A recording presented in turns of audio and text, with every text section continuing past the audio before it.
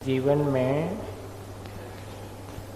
परिणामों की निर्मलता ही हमारा धर्म है और वो परिणामों की निर्मलता श्रद्धा से आती है। सच्चे देवगुरु शास्त्र के प्रति हमारी जो श्रद्धा है वही हमारे परिणामों में निर्मलता में कारण बनती है। अब सच्चे देवगुरु शास्त्र की श्रद्धा तो हमें हो गई,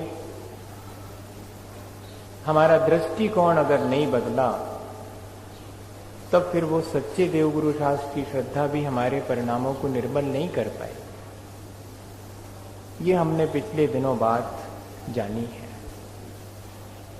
कि हमारा अभिप्राय ठीक होना चाहिए। सच्चे देवगुरु शास्त्र तो हमारे परिणामों की निर्मलता में निमित्त बनेंगे। हमें उनके माध्यम से अपने अभिप्राय को ठीक रख के और परिणामों को निर्मल करना होगा। वही हमारा धर्म है। जब हम पूर्णतः अपने परिणामों को निर्मल करते हैं तभी तो हम अपने वस्तु स्वरूप को समझ पाते हैं। ये बात भी हमने समझी है। आज हम एक दृष्टिकोण से और समझें कि श्रद्धा करती क्या है। श्रद्धा हमारे अंतर जगत को हमें दिखा देती है। बाह्य जगत को देखने के लिए हमारी दो आंखें हैं, वो इस बाह्य जगत को देखती हैं, लेकिन ये दो आंखें ठीक ठीक देखें ऐसा कोई जरूरी नहीं। ये कितना देख पाती हैं इनकी अपनी सीमा है। इंद्रियों की विषय की सीमा है, लेकिन उन इंद्रियों के पीछे बैठा हुआ जो आत्मा है, जो हमारी चेतना है, कॉन्शियस है, वो अगर ठीक है तो वो वस्तुओं को ठीक ठीक देखेगा।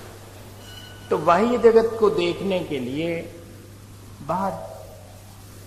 बहुत मुश्किल है कि हम ठीक देख पाए, लेकिन अगर हमारे भीतर श्रद्धा की आंख खुल जाती है तो हम बाह्य जगत को भी ठीक देखने लगते हैं और उसके साथ साथ हम अपने अंतर जगत को भी देखने लगते हैं। जब भी हमारे परिणामों में कमी आती है, विशुद्धि में कमी आती है, तो हम सबसे पहले क्या देखते हैं? बाह्य कारण खोजते हैं कि क्या कारण है, क्यों मेरे परिणामों में कमी आई है, क्यों मेरे परिणामों की विशुद्धि कम हुई है। ऐसा हमारा बाह्य की तरफ ध्यान चला जाता है। पर जब हमारे भीतर श्रद्धा जागती है, सच्चे देवगुरु शास्त्र के प्रति हमारी श्रद्धा होती और वस्तु स्वरूप का ठीक ठीक हमें ज्ञान होता है, तब सबसे पहले मेजर कॉज, रूट कॉज कि आखिर वास्तव में कारण क्या है, वो मेरे भीतर ही कहीं छुपा हुआ है। ऐसा हम उस तरफ अपनी दृष्टि को ले जाते हैं। एक बात इसलिए अपन को सुनने में आती होगी कि भैया द्रव्य दृष्टि रखो, पर्याय दृष्टि मत रखो। तो हम इन चीजों का ठीक अर्थ नहीं समझ पाते हैं। द्रव्य को पर्याय की दृष्टि से नहीं देखो, हम ऐसा विचार कर लेते हैं। द्रव्य को द्रव्य की दृष्टि से देखने का अर्थ ये नहीं है कि द्रव्य को पर्याय की दृष्टि से नहीं देखो। पर्याय की दृष्टि से देख करके उससे पर्याय को पर्याय मानो, पर्याय को द्रव्य ना मान लो, इतना ही द्रव्य दृष्टि का खेल है और कुछ नहीं। लेकिन जहां कहा जाता है कि द्रव्य दृष्टि रखो, द्रव्य दृष्टि रखो, तो क्या करते हैं? दृष्टि तो सारी पर्याय पे रहती है और शब्दों में रहता है कि द्रव्य दृष्टि रखो। पर्याय को अगर आप ठीक समझें, पर्याय समझें, तो उसमें गाफिलता नहीं हो सकती। ये मनुष्य मेरी पर्याय है, मनुष्य मेरा स्वभाव नहीं है, मनुष्य पना मेरा स्वभाव नहीं है। ये मनुष्य पर्याय मेरी है और ये पर्याय मेरे से भिन्न है। ये दृष्टि अंतर जगत की तरफ जाने पर ही हमारे जीवन में आती है, श्रद्धा के द्वारा। जैसे अपन ने पिछले दिन समझा था कि कांच का सामान है तो कांच एक दिन टूटेगा जरूर से। जिस दिन भी धक्का लग के गिर जाएगा उसी दिन टूट जाएगा। मैं उसके टूटने से दुखी हूं तो ये मेरी अपनी कमी कहलाएगी, मेरी अज्ञानता कहलाएगी, क्योंकि मैं जानता था कि ये कांच है और उसकी नजाकत इसमें है कि वो गिरे और टूट जाए, वरना वो कांच का है। ठीक इसी तरह ये मेरी पर्याय है। एक दिन इसका समय पूरा हो जाएगा, ये टूट करके गिर जाएगी, मुझे दूसरी पर्याय अगर मैं अपने जैसे परिणाम बनाऊंगा वैसी मिलेगी, और अगर अपने परिणामों को विशुद्ध कर लूंगा तो मुझे फिर बार बार इस पर्याय, जो कि मुझे चारों गतियों में विभिन्न प्रकार की पर्याय मिलती है, वो पर्याय नहीं मिलेगी। ये पर्याय को ठीक ठीक समझने की दृष्टि और मेरा द्रव्य इस पर्याय के साथ नष्ट नहीं होता है, ये दृष्टि कौन देता है? ये श्रद्धा ही देती है, ये भीतर में जो सम्यक दर्शन है वो देता है। लेकिन क्या करें, जितना आसान शब्दों में है उतना आसान जीवन में नहीं है। आता नहीं ऐसा, थोड़ा भी इस शरीर को या थोड़ा भी इस शरीर के आसपास के संबंध और वस्तुओं को धक्का पहुंचता है तो ऐसा मालूम पड़ता जैसे मुझे ही भीतर धक्का पहुंच गया हो। उस समय हम अपने परिणामों को संभाल नहीं पाते, इसलिए फिर कहना पड़ता है कि नहीं भाई, बाह्य पदार्थ भी निमित्त बनेंगे, उनसे भी संभल करके रहना। अपने अंतरंग परिणामों को तो दोषी मानना ही, लेकिन बाह्य जो चीजें बनी हैं, निमित्त बनी हैं, उनसे भी बचने का प्रयास करना। तो देखो, दोनों के बीच कितनी अच्छी बात हो गई। हमारे परिणाम बिगड़े तो सबसे पहले क्या देखेंगे कि हमारे भीतर कोई उपादान में कमी थी, इसलिए बिगड़े। और फिर अब जो हमारा उपादान कमजोर है भैया, जल्दी से प्रभावित होता है बाह्य निमित्तों से, तो बाह्य निमित्त से भी बचो जी। अपन उसके बाद तुरंत निर्णय ले लेंगे। और अगर पहले ही ये सोच ले कि मेरी तो कोई गलती नहीं है, वो तो ये बाह्य निमित्त ही मिले इसलिए मेरे परिणाम बिगड़े, तो हम पूरा का पूरा दोष बाह्य पर दे देते हैं। इनने ऐसा कर दिया तो हमारा ऐसा हो गया, इनने ऐसा कर दिया, ये ना हुआ होता तो ये ना हुआ होता और ये हुआ होता, ये कैसे संभव था? मेरे भीतर जिस तरह के मैंने कर्म किए हैं, जिस तरह के मैंने अपने आत्मा को वैभाविक स्थिति में डाल रखा है, उसका परिणाम है, किसी दूसरे का दोष नहीं है। ये दृष्टिकोण हमें श्रद्धा देती है और हमें अपने भीतर ऐसा दृष्टिकोण बना लेना चाहिए। श्रद्धालु व्यक्ति गिला शिकवा शिकायत नहीं करेगा, मेरा ऐसा सोचना। अगर शिकायत करेगा भी तो अपने आप से करेगा कि मैंने ही ऐसे कोई कर्म किए थे। और अगर हम कदम कदम पर अपने परिणामों को के बिगाड़ में दूसरे के प्रति शिकायत करते हैं और उससे ये सोचते हैं, अपेक्षा रखते हैं कि ये ठीक सब बाहर सब ठीक हो जाएगा तो मैं अपने आप अपने को संभाल लूंगा, तो भैया ऐसा तो कभी संभव नहीं है। सब कुछ फेवरेबल हो जाए, परिस्थितियां अनुकूल हो जाएं, फिर भी हमारी मन स्थिति ठीक ना हो तो वे अनुकूल परिस्थितियां भी हमारे परिणामों को निर्मल नहीं बना पाती हैं।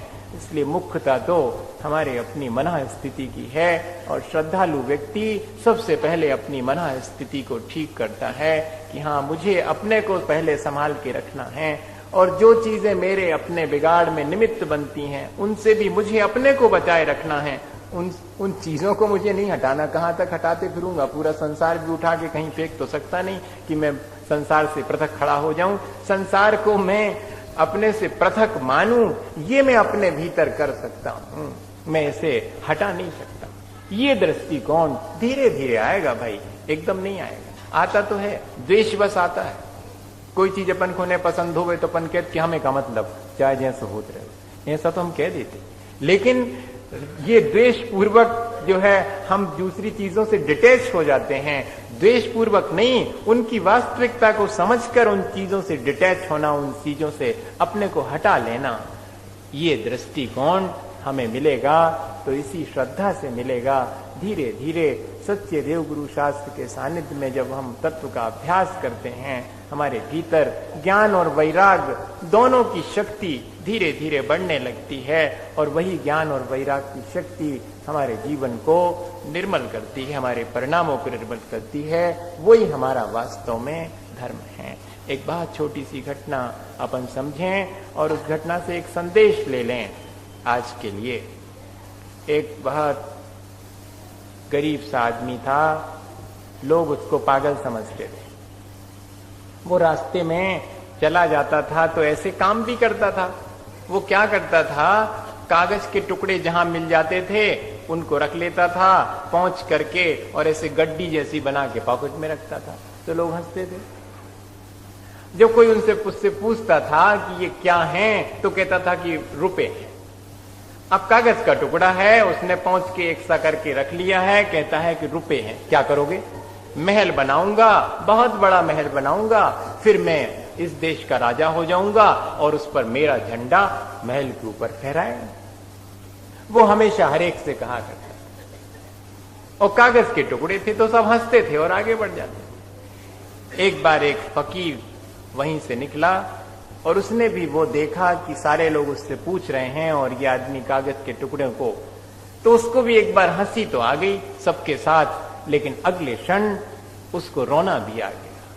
तो लोग बड़े आश्चर्य में पड़े कि भाई अभी तक तो जिसने इसकी हरकतें देखी हैं वो हंसा ही है, लेकिन ये पहला आदमी है कि पहले हंसा फिर बाद में रोया। तो लोगों ने अब उस पागल को तो एक तरफ छोड़ा, उस फकीर को घेर लिया कि बात क्या है, कुछ ना कुछ तो है।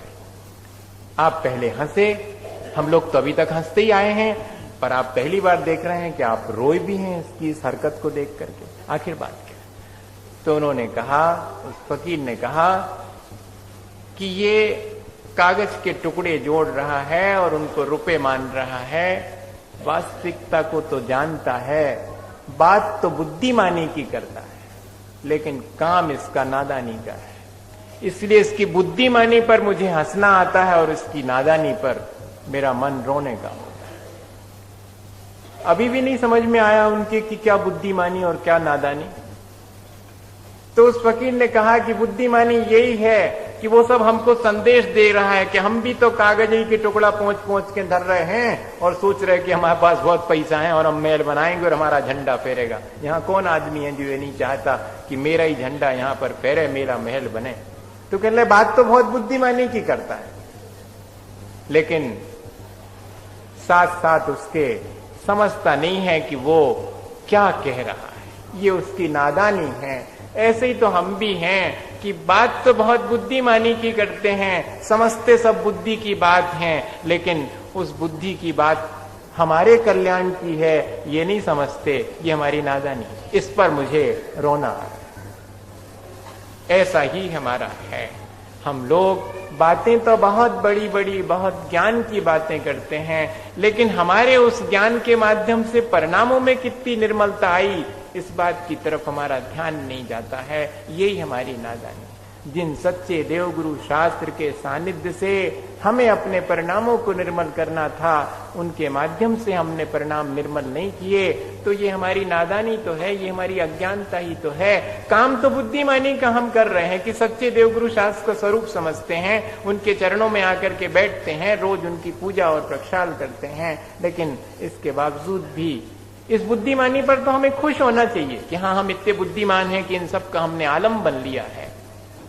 लेकिन साधन को अपना करके जब हम उससे साध्य की प्राप्ति के लिए तत्पर नहीं होते हैं, तब वो हमारी नादानी और अज्ञानता ही है। उस पर तो हमें रोने ही आना चाहिए कि ऐसी हमारी कहाँ कमी रह गई। भैया हम तो यही समझ पाते हैं कि जब भी सच्चे देवगुरु शास्त्र का सानिध्य मिलने पर भी हम अपने परिणाम निर्मल नहीं बना पाए, तो जरूर हमें अपना कान अपने हाथ से पकड़ना चाहिए और भीतर मन ही मन रोना भी आना चाहिए कि देखो, इतना सब मैंने पूर्व अर्जित किसी पुण्य के फल स्वरूप पाया और अब मुझे इतना पुरुषार्थ भी नहीं बन रहा है करते कि मैं अपने जीवन को परिष्कृत करूं, अपने जीवन को पहले से अधिक बेहतर बनाऊं। एक सम्यक दृष्टि, अगर उसकी दृष्टि निर्मल है तो अंतर जगत को पा लेता है, इसलिए बाह्य जगत तो उसके पीछे पीछे भागा चला आता है। जिसने एक बार अपने अंतरंग की निधि पा ली, अंतरंग का सुख पा लिया, उसके लिए बाकी सब सुख भी पीछे पीछे चले आते हैं। बाकी सुख उसको चाहिए ही नहीं है, इसलिए वे सुख बड़े हो जाते हैं। मैं तो ऐसा सोचता हूं कि जिस व्यक्ति को किसी चीज की आवश्यकता नहीं है, वो चीजें उसके पास अनावश्यक हो जाती हैं और पड़ी रहती हैं और बहुत सारी पड़ी रहती हैं। और जिस व्यक्ति को जिस चीज की बहुत जरूरत है, वो उस चीज की जरूरत अपनी इतनी बढ़ा लेता है कि चीजें कमती मालूम पड़ने लगती हैं, तो बड़ा वो लगता है कि मेरे पास तो कुछ भी नहीं। सब होने के बाद भी अगर हमारी आकांक्षा बहुत है तो वे सब चीजें भी हमें बहुत थोड़ी मालूम पड़ती, और हमारी आकांक्षा बिल्कुल नहीं है तो दो चीजें भी बहुत मालूम पड़ती कि अब ये तो धनी और कन्या का है, बहुत है हमारे पास। क्योंकि हमें अंतरंग में संतोष है, हमें अपनी दृष्टि बदल जाने से अंदर का सुख मिल गया है, इसलिए अब बाहर की चीजों का सुख ढूंढने की आवश्यकता नहीं रही है। और यही चीज समंतभद्र स्वामी यहाँ कहते हैं कि एक दृष्टि की निर्मलता वाला कितनी चीजें वाह्य में पा लेता है। इनको पढ़ करके ऐसा नहीं समझना कि वाह्य में ये सब वैभव पा लेने के लिए मुझे सम्यक दर्शन प्राप्त करना है। अगर ऐसा हम समझ लेंगे तो हमने दृष्टि ठीक नहीं, हमारी अभी ठीक नहीं दृष्टि समझी जाएगी, हमने आशय ठीक नहीं समझा। बाह्य चीजें तो अपने आप हमारे लिए प्राप्त हो जाएंगी अगर हमारे अंतरंग जगत में हम एक बार झांक करके देख आएं और वहां जो सुख भरा हुआ है उसको हम प्राप्त कर लें। आज अपन ये देखते हैं कि एक सम्यक दृष्टि को, कल तो अपन ने देखा था कि सम्यक दृष्टि ना नरक पर्याय को प्राप्त करता है, न नपुंसक होता है, न स्त्री पर्याय को, न तिरंज को प्राप्त होता है, दुष्कुल भी नहीं उसे प्राप्त होता है, न दरिद्रता प्राप्त होती है, न वो अल्प आयु वाला होता है, न उस अपांग होता है।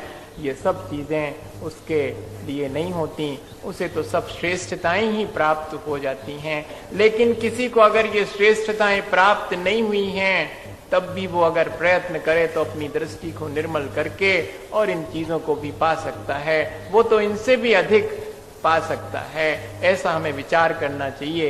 ये नहीं समझना चाहिए, कल भी ये चीज अपन ने समझी थी कि अगर मुझे दरिद्रता मिली है तो ये नहीं है कि अब तो मैं सम्यक दृष्टि तो हूं ही नहीं जब तो मैं दरिद्र हूं। ऐसा विचार करके दीनहीन होने की आवश्यकता नहीं, और मैं धनवान हूं इसलिए सम्यक दृष्टि हूं, ऐसा विचार करके अहंकार करने का काम भी नहीं है। ये कोई क्राइटेरिया नहीं है किसी का निर्धन और धनी होना। वो तो ये बता रहे हैं, फैक्ट बता रहे हैं, वास्तविकता बता रहे हैं कि जो व्यक्ति अपने आत्मा में समृद्ध है उसको अगर बाह्य समृद्धि मिल जाती है तो ऐसी कौन सी बड़ी बात, वो तो मिलेगी ही मिलेगी, क्यों नहीं मिलेगी। जो अपने भीतर आत्मा में समृद्ध हो गया उसको सब संपत्ति बाहर की भी मिलती है, और वो कैसी कैसी संपत्ति मिलती है आज बताते हैं। और फिर आगे जाकर के और ये कहेंगे कि ये सब चीजें तो उसके लिए बीच में मिली हैं, वास्तव में उसकी मंजिल ये नहीं है। अगर उसने इसको अपनी मंजिल मान लिया होता तो शायद ये भी नहीं मिलती। मंजिल तो उसकी मोक्ष है, इसलिए बीच में जो है ये चीजें दी जाती हैं। जैसे कि बच्चा बहुत बड़ी चीज मांगे तो माँ बहलाने की कोशिश करती कि जा ले लो तुम, ए में मान जाओ, ओ में मान जाओ, और वो मान भी जाता है। लेकिन सम्यक दृष्टि नहीं मानता, वो कहता है ये छोटी छोटी चीजें, हमारा मन बहलाना चाह रहा है, हम तो वही लेके रहेंगे, क्योंकि हमें मालूम है कि इसके द्वारा वही चीज मिलती है जो फिर कभी छिनती नहीं है। मेरा वो आत्म सुख मुझे चाहिए, मुझे ये बीच में और दुनिया भर के सुख मत दो। पर मिलते हैं, जितना दुनिया के सुख छोड़ो, मजा ये है कि वे उतने ही ज्यादा मिलते हैं, और जितने उनको भोगो मजा ये है कि वे उतने ही हमें तकलीफ में डाल देते हैं। बस इतना ही सा सीधा सा गणित है इन बाह्य जगत की चीजों का। ये सम्यक दृष्टि को समझ में आ जाता है, तब बाह्य चीजें मिलने पर भी उसमें रस्ता पस्ता नहीं है, और अपने अंतरंग परिणामों को निरंतर निर्मल बनाता जाता है। क्या कहते हैं आचार्य भगवान, ओजस तेजो विद्या वीर यशो वृद्धि विजय विभव सनाथा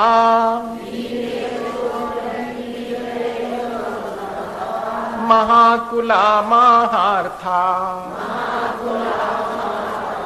मानव तिलका भवन्ति दर्शन पूता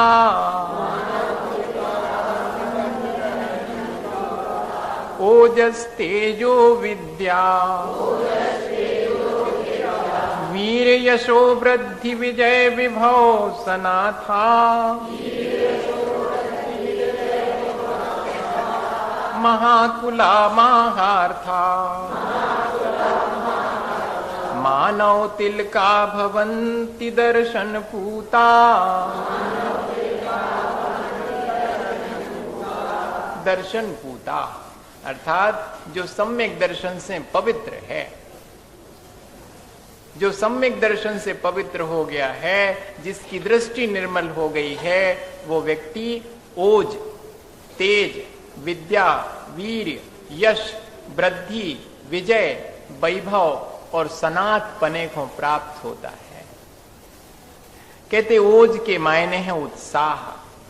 जो जिसकी दृष्टि निर्मल है वो धर्म के प्रति तो उत्साह से भरा ही होगा, क्यों नहीं भरा होगा। कहते उसको ओज प्राप्त होता है, उत्साह प्राप्त होता है। और फिर दूसरे नंबर कहते तेज प्राप्त होता। ओज और तेज में फर्क क्या है? तेज का अर्थ है प्रताप या कांति। तो कहते हैं उसे ओज और तेज दोनों प्राप्त होते, उत्साह भी प्राप्त होता है, कांति प्राप्त होती। ये बाह्य में नहीं देखना कि शरीर की कांति प्राप्त हो गई है, वो तो हो ही जाएगी। उसके आत्मा की कांति लोगों को दिखाई देने लगती भैया। जिसके जीवन में निर्मलता आ गई है, उसका ओज, उसका उत्साह देखते ही बनता है। बिगाड़ नहीं टालता फिर वो कि मुझे अब ये पूजा करना पड़ रही है, नहीं, उत्साह है, उसके धर्म की क्रियाओं के प्रति उत्साहित है। क्या पूजा, क्या स्वाध्याय, क्या संयम, तप और त्याग, किसी एक चीज में नहीं, वो तो जो आवश्यक उसके लिए हैं उन सब के प्रति उसके जीवन में उत्साह रहता और उसकी आत्मा कांतिवान होती चली जाती है। और कहते हैं विद्या से अर्थ लिया है सहजा आहार्या या च विद्या। कहते सहज जो उसके भीतर बुद्धि उत्पन्न हो जाती है वही विद्या है। वास्तव में विद्या क्या है? जो कि हमें सुख दे, शांति दे, जो हमें सुविधा के साधन जुटा दे। ऐसी विद्या तो बहुत है। गर्मी लग रही थी सो पंखा की व्यवस्था हो गई। ये वाली विद्या तो बहुत आसान है, लेकिन इसको विद्या नहीं मानते। ये तो अविद्या ही है, ये तो माया ही है। देखा जाए तो विद्या तो वो है जो उस गर्मी के बीच भी बिना पंखे के शांति का एहसास करा देती है। वो विद्या है, वो सम्यक दृष्टि को प्राप्त होती है। और पराक्रम, दूसरे से लड़ने भिड़ने की ताकत मिल गई, ऐसा नहीं। अपने ही कर्मों से, अपनी ही वासनाओं से, अपनी ही इच्छाओं, आकांक्षाओं और मन वचन काया, इन सब को जीतने के लिए उसके पास पराक्रम आ जाता है। और यश तो फैलता ही है। जिसकी दृष्टि निर्मल है उसका यश फैले बिना कैसे रहेगा? उसके लिए तो लोग सब जय जयकार करेंगे ही कि ये व्यक्ति कितना निर्मल है, इसकी दृष्टि कितनी निर्मल है। और वृद्धि को प्राप्त होता है। कहते यशा विशिष्ट ख्याति। यश का अर्थ है विशिष्ट रूप से ख्याति फैलना। उसको ख्याति नहीं चाहिए, लेकिन उसकी ख्याति हो रही। जिसको माला पहनना नहीं है उसको पहनाई जा रही है। और वो कह रहा है कि मुझे इतने से तुम मनाना चाह रहे हो, मैं इतने से मानने वानने वाला नहीं हूं, इस माला वाला की मुझे जरूरत नहीं, इस यश की मुझे जरूरत नहीं। फिर भी उसे यश मिल रहा है। और वृद्धि का अर्थ है कलत्र, पुत्र, पौत्र आदि संपत्ति। उसे ये सारी चीजें भी सहज रूप से प्राप्त हो जाती। जिनके लिए दुनिया उद्यम करती है, जिनके लिए दुनिया पाप करती है, जिन चीजों को पाने के लिए, वो एक सम्यक दृष्टि को सहज अपने उस दृष्टि की निर्मलता से प्राप्त होती चली जाती हैं। ये यहाँ पर ध्यान रखने की चीज है। कहते विजया गुणोत्कर्षा, उसकी विजय होती है। उसकी विजय किसमें है? किसी को हरा करके जीतने में नहीं है, अपने गुणों को बढ़ा लेने में है। हम जीतते कब हैं? अपने गुण बना ले में तो हम जीत गए। दूसरे के गुण कमती करके, दूसरे को हरा करके, ये तो दुनिया का हिसाब किताब है, ये सम्यक दृष्टि का नहीं है, ये मोक्ष मार्गी का नहीं है।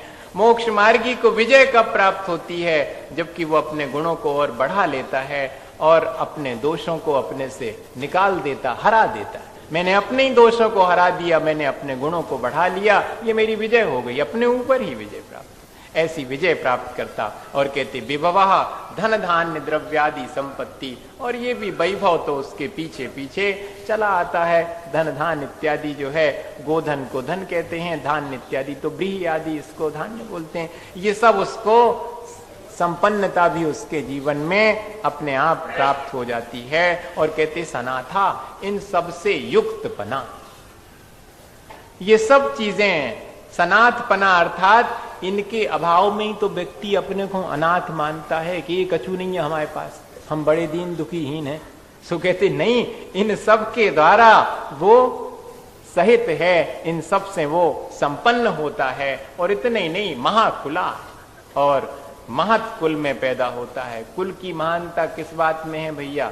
जहां पर रत्नत्रय की परंपरा चलती हो वो कुल की उच्चता है। जहां परंपरा से रत्नत्रय चला आ रहा हो, रत्नत्रय की आराधना होती हो, सच्चे देवगुरु शास्त्र की आराधना होती है, उसे हम श्रेष्ठ कुल मानते हैं। ऐसा कुल जिसे, अर्थात जहां पर पवित्र आचरण सहज रूप से मिलने वाला है, उस पवित्र आचरण वाले कुल में उत्पन्न होता है। व्यसनी के कुल में उत्पन्न होने वाला महाकुल में उत्पन्न होने वाला नहीं माना जाता भैया। जो निर्व्यसनी है, सच्चे देवगुरु शास्त्र के प्रति अटूट श्रद्धा जिसके भीतर है, परंपरा से जिसके यहाँ रत्नत्रय की आराधना होती, वो कुल श्रेष्ठ है। अब देखो अपन को ऐसा कुल मिला कि नहीं मिला, जहां रत्नत्रय की आराधना होती, दो बातें जो है धर्म की सुनने मिलती हैं। ये कोई पूर्व में अर्जित पुण्य ही तो है जिसके परिणाम स्वरूप पाया। और अब देख लो कि आगे को क्या कर रहे अपन। अगर इसका सदुपयोग नहीं करेंगे तो आगे को हमें क्या मिलेगा? ये कहते हैं इतना पुण्य तो कर ही लेना चाहिए जिससे कि उस पुण्य को और करवे की बुद्धि बनी रहे। इतना पुण्य तो करेंगे, उस पुण्य की चर्चा करने के लिए भी पुण्य चाहिए। ये सब चर्चा कैसे कर पा रहे हैं? साता के उदय में हो रही है, मंद कषाय है, और अभी कषाय तीव्र हो जाए और भीतर में दृष्टि जो है गड़बड़ा जाए तो कुछ भी नहीं सुहाएगा। लगेगा कि क्या रखा है इस सब चीजों में, इसमें क्या मिलने वाला है। अभी चलें सो दुकानदारी करें, महाराज को भी तो वही दुकानदारी से 4 पैसा कमा के भोजन करवाऊ, न वे भी बैठे रह जाए, कचू ने कर पाए, ऐसा आ जाए। हाँ, क्या भाव आने में क्या देर लगती है? हम उस चीज को अधिक अच्छा मान लेंगे, भौतिक सुखों को अच्छा मान लेंगे।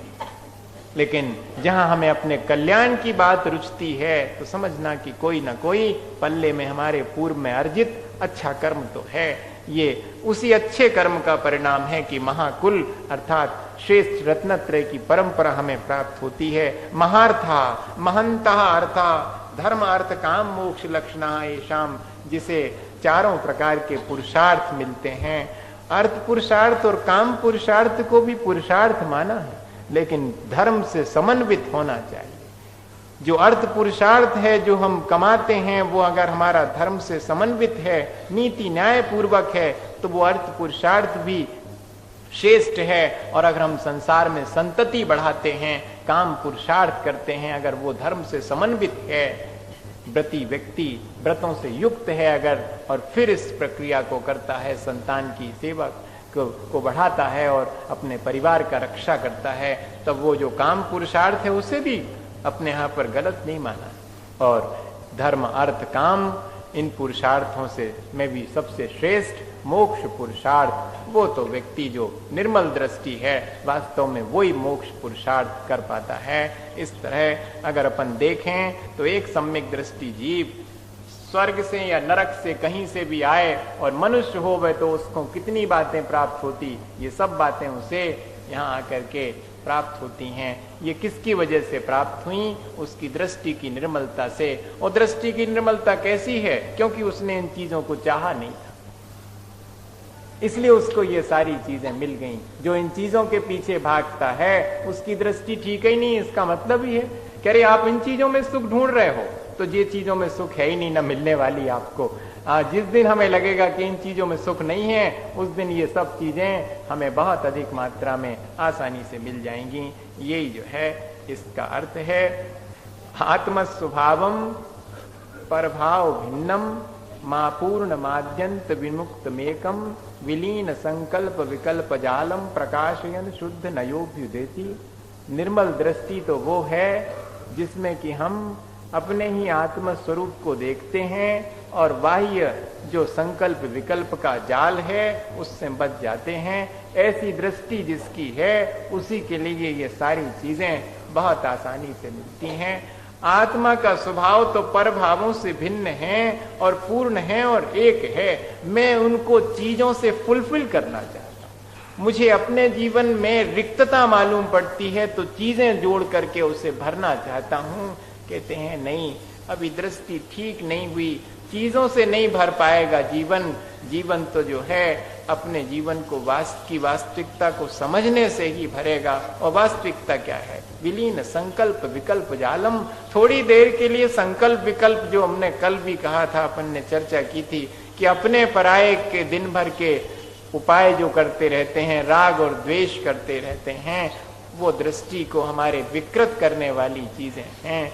इसलिए संकल्प और विकल्प, इन दोनों से मुक्त होने की प्रक्रिया ही श्रेष्ठ है। संकल्प क्या है? ये बाह्य पदार्थ मेरे हैं, ये संकल्प है। और मैं सुखी हूं दुखी हूं, इस प्रकार का भाव आना, यही तो विकल्प है। सो दिन भर बताओ, इसके अलावा और कुछ होता है? और ये क्या चीज है? बढ़ते हुए परिग्रह को देख करके और हर्षित होना, ये परिग्रहानंद नाम का रौद्र ध्यान तो है ही। सो कहां जावे को पाया है? जो नरक जावे को। रौद्र ध्यान से तो नरक जाते। इतना सीधा सीधा सा हिसाब है। और हम दिन भर क्या करते हैं? यही करते हैं। ये हमारी नादानी है। हम बातें तो बहुत सारी जानते हैं, लेकिन करते क्या? हमें अब अपने उस ज्ञान के साथ साथ आचरण को भी देखना चाहिए कि वो आचरण हमारा इस ज्ञान से पवित्र हो रहा कि नहीं हो रहा। मेरे संकल्प विकल्प कितने कम पड़े हैं, तेरे मेरे का भाव जो है मेरा कम हुआ कि नहीं। और मैं बाह्य चीजों में सुख दुख अब ज्यादा नहीं मानता हूं। मैं अपने सुख दुख का कारण अपने भीतर ही खोजता हूं। और मैं अपने को अपना मानता हूं, पर पदार्थों को तो पर ही मानता हूं। ठीक है, पर पदार्थों से मुझे घृणा नहीं है, द्वेष भी नहीं, पर को पर मानता हूं। मैं उनको अपना नहीं मानता हूं। अगर इतना भी हम अपने जीवन में अभ्यास करें तो ये अभ्यास हमारी दृष्टि को निर्मल करेगा, और दृष्टि की निर्मलता पूरे जीवन को निर्मल करेगी। इसी भावना के साथ कि हम सब की दृष्टि निर्मल हो, हमारा जीवन हमारा आचरण पवित्र हो, इसी भावना के साथ बोलिए आचार्य गुरु विद्यासागर मुनि।